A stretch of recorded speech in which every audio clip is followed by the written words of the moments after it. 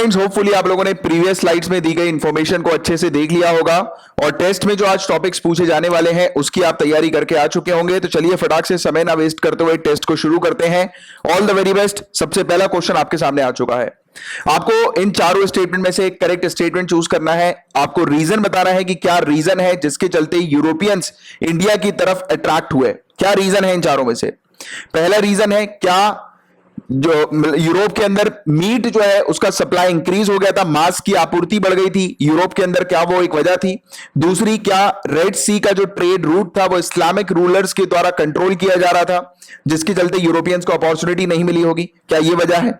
इसके अलावा क्या प्रिंस हेनरी एक वजह है? प्रिंस हेनरी जो पोर्चुगल का है, जिसको नेविगेटर के नाम से भी जाना जाता है, तो इसने क्या इंडियन ओशियन रूट को खोज करने के इसके ऑब्सेशन भी हम लोग को देखने को मिला था, यानी कि इसके अंदर ऑब्सेशन था, जुनून था कि इंडिया की खोज करनी है। क्या ये एक वजह हो सकती है? चौथी, क्या इनको क्रिश्चियनिटी को ईस्ट में स्प्रेड करना था और इस्लामिक इन्फ्लुएंस को काउंटर करना था? तो जल्दी बताओ इन चारों में से कौन सी वजह हो सकती है यूरोपियंस की कि जिसके तहत उन्होंने इंडिया को खोजा? फटाक से बताओ। तो ये चारों ही वजह है, लिटरली चारों वजह है। पहली वजह इसलिए है क्योंकि इन तीनों के बारे में तो आई थिंक आपको शायद पता होगा, नहीं पता होगा तो ये फैक्चुअल इंफॉर्मेशन याद रखो।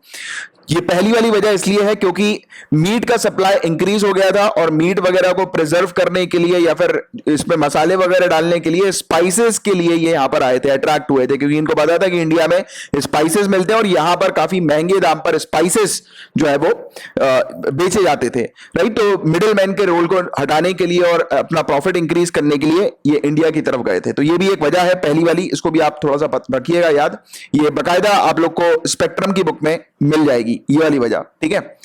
अब ये वाली करेक्ट स्टेट आंसर है इसका 1 2 3 4। अब आपके सामने एक क्वेश्चन जो पूछा जा रहा है, इन तीनों में से करेक्ट स्टेटमेंट बता रहा है। ट्रीटी ऑफ टॉर्डेसिलस के बारे में बात हो रही है। ट्रीटी ऑफ टॉर्डेसिलस, जल्दी से बताओ कि ट्रीटी ऑफ टॉर्डेसिलस जो है, क्या वो रीजन था जिसने ब्रिटेन को अट्रैक्ट किया इंडिया की तरफ? ट्रीटी ऑफ टॉर्डेसिलस जो थी, ट्रीटी जो संधि जो थी, वो पोर्चुगीज और ब्रिटेन के बीच में साइन की गई थी क्या? और इस ट्रीटी के तहत हम लोग को केप वर्डे आइलैंड देखने को मिलता है, तो उसके ईस्ट का हिस्सा क्या पोर्चुगीज के कंट्रोल में था इस ट्रीटी के तहत? फटाक से बताओ क्या इसका करेक्ट आंसर होगा।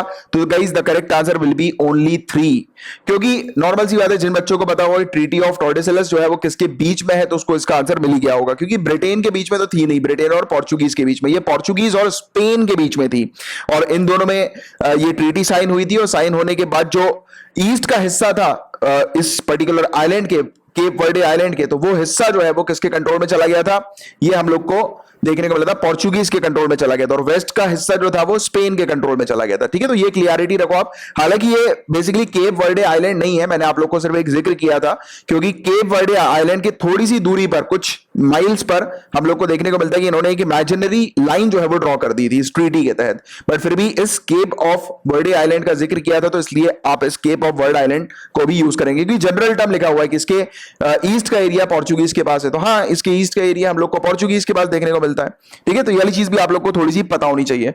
तो the correct answer will B 3 only, 3 only will be the correct answer.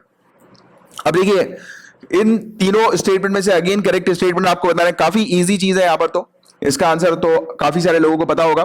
तो 1498 में वास्को डा गामा क्या कैलिकट आया, और फिर क्या उस समय जैमोरिन जो था वो कैलिकट का राजा था, रूलर था, शासक था, और वास्को डा गामा जो था क्या वो पहला पोर्चुगीज था जिसने कन्नौर में फैक्ट्री स्टैब्लिश करी थी, और पर्डो अल्वेरिस कैब्रल तो क्या इसने बमबारी कर दी थी कैलिकट के अंदर, और अरब के जो जहाज जो थे, शिप जो थे, उसको क्या इसने जला दिया था? तो देखो तीसरा स्टेटमेंट करेक्ट है, इसने जलाया था, इसका झगड़ा हुआ था, और दूसरा जो है वो इनकरेक्ट है, क्योंकि इसने ये कैब्रल ने पहली फैक्ट्री जो है वो स्टैब्लिश करी थी यहां पर, हम लोग को देखने को मिला था, और यहां के लोकलाइट्स ने इसकी फैक्ट्री जो है वो उसको तोड़फोड़ कर दी थी, और उसी के चलते ये गुस्सा हुआ था, और उसने लोकलाइट्स को भी सबक सिखाने के लिए बमबारी कर दी थी पूरे कैलिकट के अंदर, और साथ ही साथ फिर इसने अरब्स के जहाजों को भी जला दिया था। तो ये कैब्रल ने पहली फैक्ट्री स्टैब्लिश करी थी, ठीक है। ये पहला पोर्चुगीज था जिसने पहली फैक्ट्री स्टैब्लिश करी थी। फिर वास्को डा गामा ने जो है वो 1501 में एक फैक्ट्री जो है वो स्टैब्लिश करी थी। तो ये वाली चीज भी आप लोग को थोड़ी सी पता होनी चाहिए इसके बारे में, ठीक है। और पहला स्टेटमेंट करेक्ट था और तीसरा स्टेटमेंट करेक्ट है। The correct answer will B 1 and 3, second जो है वो इनकरेक्ट आपका स्टेटमेंट है, ठीक है। ये वाली बात हो गई। अब चौथा काफी इजी ये है, अक्सर एग्जामिनेशन में ये वाले क्वेश्चंस आ जाते हैं कि करेक्ट सीक्वेंस में आपको जो है वो प्लेस करना है कि कौन इंडिया पहले आया था, यानी कि कौन सी कॉलोनियल पावर इंडिया पहले आई थी। जल्दी से बताओ इसका आंसर, तो आप लोग को पता होगा पहले से, मतलब यानी कि सबसे पहले कौन आई थी, फिर बाद में कौन, फिर बाद में कौन, तो उस हिसाब से आप लोग को इसमें मेंशन करना है। फटाक से बताओ क्रोनोलॉजिकल ऑर्डर क्या होगा, क्या ये पांचों ही बिल्कुल सही ऑर्डर में लिखे हुए हैं? नहीं, the correct answer will B this.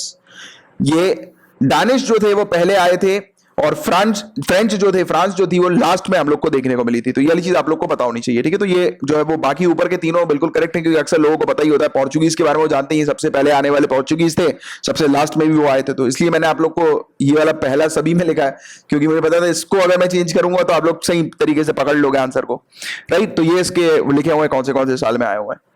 पांचवा क्वेश्चन आपके सामने आ गया, black hole tragedy. Black hole tragedy किससे रिलेटेड थी, जल्दी से बताओ। ब्लैक होल ट्रेजेडी, काल कोठरी की घटना, जल्दी से बताइए।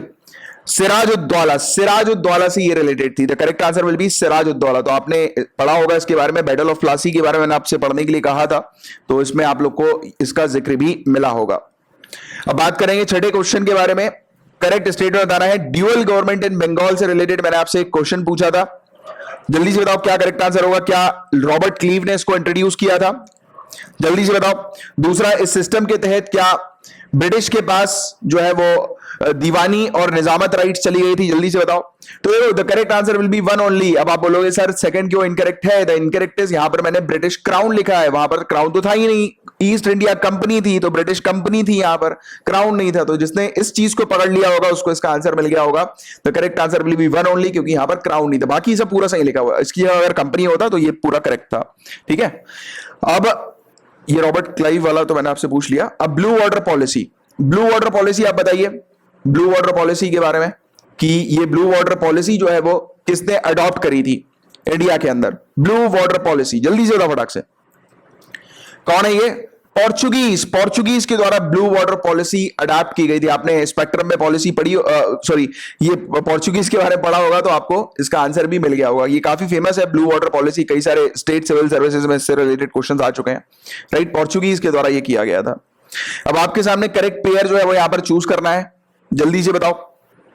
यहां पर जो है वो बेसिकली मतलब वो लिखे हुए हैं गवर्नर वगैरह के नाम लिखे हुए हैं इस तरफ, और इस तरफ कंट्री के नाम लिखे हुए हैं, तो कौन सा गवर्नर जो है वो कौन सी कंट्री का है। तो ये इसमें से करेक्ट पेयर जो है वो कौन सा सही है, जल्दी से बताओ फटाक से। तो फ्रैंकोइस दी अल्मीडा, तो क्या ये फ्रांस का है? अल्फांसो दी अल्बुकर्क, तो क्या ये पोर्चुगल का है?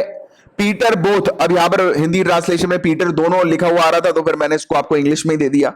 तो पीटर बोथ डच का है क्या? और जॉन मैकफर्सन, तो क्या ये ब्रिटेन का है क्या? जल्दी से बताओ, फटाफट बताओ कि क्या करेक्ट पेयर होगा इनमें से।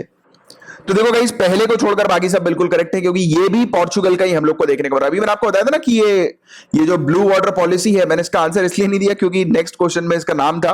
तो ब्लू वाटर पॉलिसी जो है गाइस, ये पोर्चुगल के इसी ने, फ्रैंकोइस दे अल्मीडा ने ही जो है वो इंट्रोड्यूस करी थी, और ये पोर्चुगल का था, ना कि फ्रांस का, ठीक है। और बाकी तीनों इसके बिल्कुल करेक्ट है, ये वाली चीज। और अब आपके सामने नवा क्वेश्चन आ गया है, फटाक से इसका आंसर दो। इसमें लिखा हुआ है कि यूरोपियन ट्रेडिंग कंपनीज जो साउथ इंडिया के अंदर हम लोग को देखने को मिली थी, तो उनकी साउथ इंडिया के अंदर सक्सेस जो थी वो उसका इनमें से क्या कारण है। और ये वाला क्वेश्चन ऑलरेडी एक कॉम्पिटिटिव एग्जामिनेशन में पूछा जा चुका है, आई थिंक एनडीए में पूछा गया है। जल्दी से बताओ इसका क्या करेक्ट आंसर होगा, फटाफट बताओ। तो देखो गाइस, इसके जो करेक्ट आंसर होंगे वो तीनों ही इसके करेक्ट आंसर हैं। जैसे कि आप देख सकते हो यहां पर कि साउथ में काफी सारे स्टेट्स जो थे वो वीक थे। 16वीं सेंचुरी तक विजयनगर किंगडम जो था वो पूरी तरह से तबाह हो गया था, तो कोई स्ट्रॉन्ग पावर साउथ में थी नहीं, और प्रेजेंस भी जो था मुगल का साउथ में उतना बेहतर नहीं था। तो काफी इजी सा क्वेश्चन था, इसमें सिर्फ आपको जनरल लॉजिक लगाना था। तो correct answer will B 1, 2 and 3, right. अब आपके सामने एक और क्वेश्चन आ गया है, इसमें से आपको करेक्ट स्टेटमेंट चूज करके बताना है। काफी इजी क्वेश्चन है ये वाला भी, हल्का थोड़ा बहुत पढ़ा होगा आपने, तो आप लोग को इसका आंसर मिल चुका होगा। इसी टाइप के क्वेश्चन आपको एग्जामिनेशन में मिलेंगे, इसी पैटर्न के। तो इस तरीके के पैटर्न को जो है वो फोकस करो इस पे पढ़ाई करने की। तो देखो इसका जो करेक्ट आंसर है that will be 1 and 2 only. तीसरा तो हो ही नहीं सकता। विलियम ने जहांगीर की बेटी से जो है वो शादी नहीं करी थी। विलियम ने हाँ शादी तो करी थी यहां पर आकर, बट वो एक अर्मानियन एक था, मतलब हम लोग को देखने को मिला था, एक रोमानियन क्रिश्चियन था मेरे ख्याल से, तो उसका नाम मुझे एग्जैक्टली नहीं पता, बट हाँ विलियम ने यहाँ आकर एक से शादी करी थी, बट वो जहांगीर की बेटी से नहीं करी थी।